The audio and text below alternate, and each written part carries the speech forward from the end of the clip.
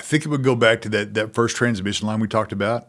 The guy who was the general foreman of that line was Calvin Hargrave. He eventually became president of that company. At that time, I didn't know enough to know what he was doing. I trusted what he said. Well, if he said this is the way we always do it, Ace, and Yeah. okay, and trusted him.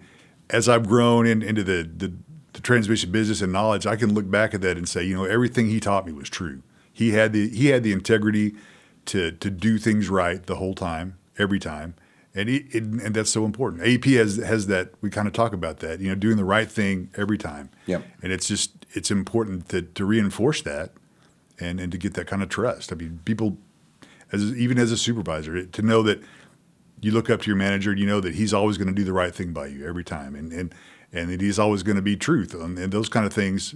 That integrity is important. Absolutely. And it's built, like you said, it's building that culture where people are doing the right things all the time, even when nobody's looking, right? Yep, absolutely. And you guys as engineers just naturally have to be doing that. You're kind of the final say on, what are we building and what are we putting up that should be there for the next, 40, 50, 60 years that's going to be delivering power to, a lot of people, a lot of homes, and certainly the integrity around all of those little decisions that have to get made have to be done right. It's important, absolutely. I mean, and it's important to even down in the little bitty details. It's to be in to have integrity. And I'm not going to rob a bank, or somebody loses $1,000, I'm going to pick it up.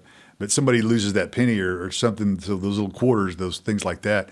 When you can show integrity at that small level too, I think that's also important.